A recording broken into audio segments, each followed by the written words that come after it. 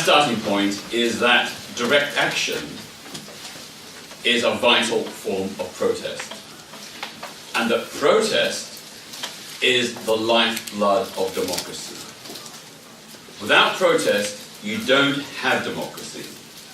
And the reason I say that is, just take a look at North Korea. No protest, no democracy. Democracy is about much more than voting once every 5 years. A person with an average lifespan will have about 12 times in their life the opportunity to put a cross on a ballot paper. That's part of democracy, but not all of democracy. Democracy is about a constant process of consultation, negotiation, challenge to government. It's about a dialogue between the rulers and the ruled. And that goes on, or should go on, not just at election time, but in between elections as well. So often we have the experience of governments going into an election promising that if they win again, they'll do X, Y, and Z. And often they don't. So protest is a way of holding that government to account. I would say that when governments break their electoral promises, when they threaten or undermine human rights, then in those instances in particular, it's right and necessary, indeed it's an obligation, to protest. Now, if we look throughout history, I think we can see that politics is far too important to be left to politicians. They're often the last people to get the message. So when the Chartists were campaigning for the right of working class men to get the vote, that cause didn't begin in Parliament, it began outside of Parliament.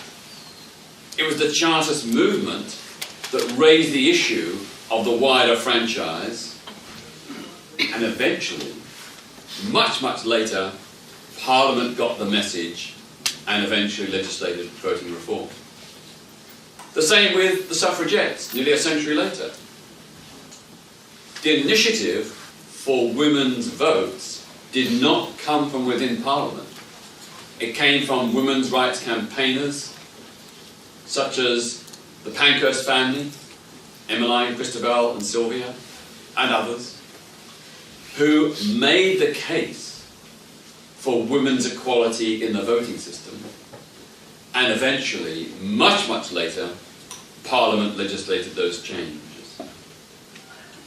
Right now we can see that there are many issues raised outside of Parliament that are important and significant, that need to be addressed but are not by politicians. I think of the campaigns of organisations like Greenpeace and Animal Aid. They're raising environmental, animal rights issues that most of our politicians have ignored. And sometimes, of course, you need to use direct action, not just a march from Hyde Park to Trafalgar Square, but non-violent direct action and even civil disobedience. In the tradition of Mahatma Gandhi and Martin Luther King, sometimes you need to use those methods to get noticed, to put an issue on the agenda, and to pressure politicians for change. So when Greenpeace does those fantastic amphibian boats that intercept nuclear submarines or oil tankers on the high seas, that's direct action. That's confronting the perpetrators of environmental damage face to face. And we need that. We need that in order to get these issues on the agenda. I mean, writing a news release is fine. Writing a letter to a member of Parliament is fine. But often, it's not enough. Often that is just ignored or filed away. It's a private act, and no one knows about it. But when you do a high visibility direct action protest, like Greenpeace does, it gets noticed. It gets the public thinking, it gets the politicians thinking, and it puts pressure on those environmental destroyers who are pushing our planet towards ecocide. I would say that direct action protests, non-violent direct action and civil disobedience, these are often the real sparks and catalysts of social change. That's where it really, truly begins. Now, I have done direct action for 50 years. I've been arrested over 300 times, but I've only got one standing conviction. I haven't done that as a first resort, but always as a last resort. When lobbying did not work, when the people in power would not listen, I felt a moral obligation to do something to shake up the system. Through peaceful, non-violent direct action and civil disobedience, in other words, sometimes law-breaking, I felt that was a necessary way to draw attention to human rights and social justice issues. So in the mid-1980s, together with the then leader of the Campaign for Nuclear Disarmament, Bruce Kent, I organised about 20 activists to go to military bases and hand out leaflets urging military personnel to not train or prepare for nuclear weapons and war. That was quite clearly against the law. It was sedition, incitement to mutiny, quite serious offences. But we felt so strongly that the rush to nuclear war and preparations for nuclear war in the 1980s, with the Americans stationing their cruise and Pershing missiles, with the Russians escalating their nuclear capabilities, we felt at that moment it was really important to remind British military personnel of their obligations under international law. Nuclear weapons are weapons of mass destruction. They're illegal under international law. Under international law it says you may not use weapons that will cause mass indiscriminate destruction of civilian populations. And that is what nuclear weapons do. Whatever their intention or target, invariably hundreds of thousands, possibly millions of civilians would be killed, even through the limited use of tactical nuclear weapons. So we did that, and we were prepared to take the consequences. We were prepared to go to prison for 2 years, which was the sentence, for inciting mutiny and sedition. Because we believed so strongly that we had to send a signal to military personnel and the government that some of us were not prepared to comply with the British government's then preparations for nuclear war. In the end, the government and the police decided not to prosecute because I assume they didn't want to make martyrs of us, and they thought if we went to prison there would actually be an increased groundswell of public opinion in support of our cause. But we made the point. We made the point to military personnel, we made the point to the public, we made the point to the government. Our action generated a public debate. I went on TV and radio and was interviewed by the press with others, explaining why we did this, explaining why the escalation of nuclear arms was a threat to world peace, and a threat directly to this country itself. Because so long as we are arming ourselves to the teeth, we will be a target by the other side. So nuclear weapons directly put British people at greater risk than we would be if we didn't have them. Well, there's an example of direct action. And I think it was effective direct action. It didn't immediately change government policy, but it did lead to a period where eventually there was a de-escalation among Western nations in terms of nuclear armaments. And eventually there was a rapprochement with what was then the Soviet Union to also de-escalate their nuclear arms weapons as well. My main inspirations for direct action are people like Mahatma Gandhi, Sylvia Pankhurst, and Martin Luther King. These three people used non-violent, direct action, and civil disobedience, that is law-breaking for a moral purpose, to bring about important, even monumental, social transformation. So Gandhi struggled in India using totally non-violent methods, eventually forced Britain to give up its colonial rule and grant Indian independence.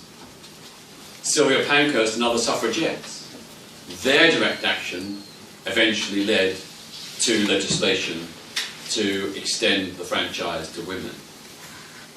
And in the United States, Martin Luther King's campaign of non-violent direct action and civil disobedience, including sitting in at lunch counters, railway stations, and beaches that were segregated for black and white, those tactics worked. Congress and the President had ignored the appeals to end racial segregation in the Deep South of America. So the direct action campaign, which directly challenged that segregation, did work. In the 1980s, I had a partner in America. He was an African American, and I went over to visit him one time, and he took me to a beach. And he said, "Did you know that only 10 years ago, this was a whites-only beach?" This is in the state of Georgia, in the Deep South of America. Until the late 1960s, that was a white-only beach. No black person could go there. They had to go up the coast to a black beach. That man's mother had played a leading role in ending segregation of those beaches. She and many others went to that beach and swam in the waters and were arrested as black people for swimming in a white-only beach. And the publicity, the anger, the outrage it provoked led to desegregation, to that beach being opened up to people of all races. So my view is that all throughout history, direct action has had a major, major role in the big social justice and equality and human rights campaigns of history. Think here in Britain. In the 1980s, the then Conservative Prime Minister introduced what was called the poll tax. It replaced the local rates and was a flat tax, so that essentially a millionaire paid the same poll tax as a person on a minimum income. Most people thought that was incredibly unfair. But why should a poor person have to pay the same poll tax as a very rich person? Why shouldn't the rich person pay more because they had more resources? So there's a big campaign against the poll tax. There were mass protests of hundreds of thousands of people, of all backgrounds, classes, races, whatever. And there was also, most importantly, a campaign of non-violent civil disobedience. Millions of people refused to pay the poll tax or delayed their payments. So the system became ungovernable. The government couldn't get the revenue it was hoping to get because people were non-complying on a massive scale. In the end, Margaret Thatcher had to abandon the poll tax. She said that was a non-negotiable policy.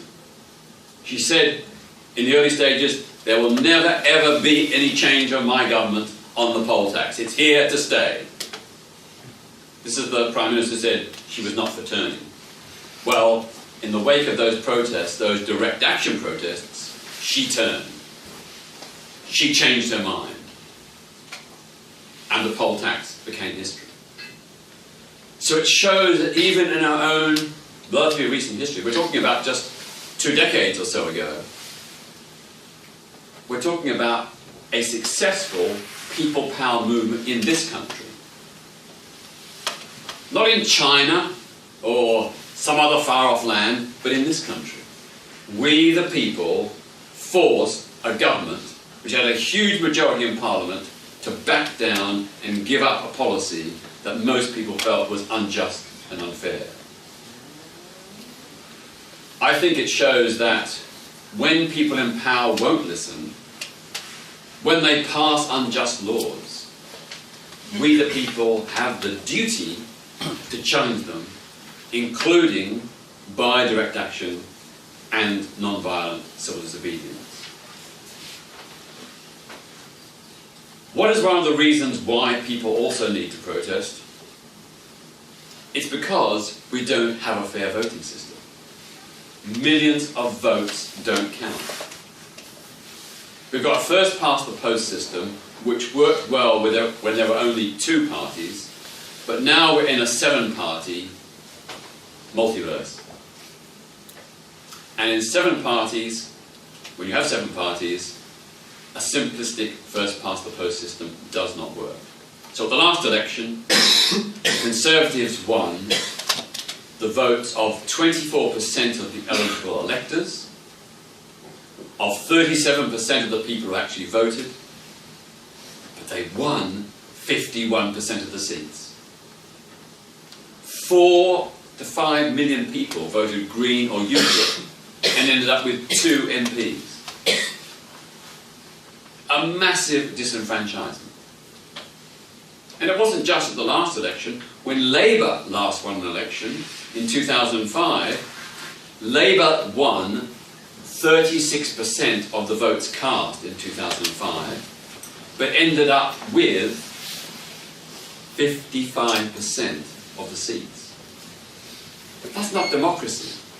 When there's such a huge disparity between the votes cast by a party and the seats won by a party, that is not democracy. We have a fundamentally flawed voting system. No wonder so many people don't bother to vote or feel obliged to vote tactically. They're not voting for the party they really want to, they're voting for the party to stop the one they don't want. It's not democracy. Look around the world, all the best democracies have some form of proportional representation. We do too, but not at Westminster. We have successful proportional representation for the Welsh Assembly, the Scottish Parliament, and the London Assembly, plus Northern Ireland as well. There's a PR system there that works. It means that every vote counts. It means that the spectrum of voter opinion is represented in the legislature, but not at Westminster. So I believe we should adopt the Scottish system. The Scottish system and the London Assembly system is where you have constituency members, so you vote for your local constituency member, but there's also a list system, a top-up. So for example, in London, the Greens get a sizable vote, but never enough to win a constituency.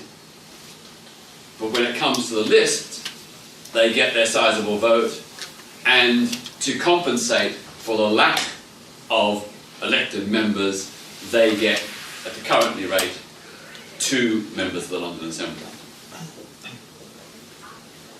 That means that people who voted Green, a very large number of people who voted Green, a minority but a large number, they get representation on the London Assembly. And I look at those 2 members over the last decade or so and see what a significant impact they've had on a whole range of issues. On pollution, the traffic decongestion, cycling, housing, education. Across the board, the Greens, those 2 Greens on the London Assembly, have had a disproportionate influence. And whether you agree with the Green Party or not, most people agree with the policies they've championed in the London Assembly. They forced Ken Livingstone to adopt policies he wouldn't have adopted. They forced Boris Johnson to adopt policies he wouldn't have adopted. So again, it makes the case again for fair votes. for proportional representation. I think if we had that system, a lot more people would vote. The voting figures would go up, and that's shown all around the world. Wherever there is a PR system of voting, the voter turnout is generally much higher. And it would give people the confidence that their vote counted and that Parliament would be representative of the spectrum of opinion. We also need to look at the House of Lords, an unelected chamber. As you probably know, 26 Anglican bishops sit in the House of Lords because they're from the Church of England. Britain is the only country, apart from Iran, where clergy sit in the legislature as an automatic run. That's absurd. And why should the Church of England have special privilege status? What about other faiths or no faiths?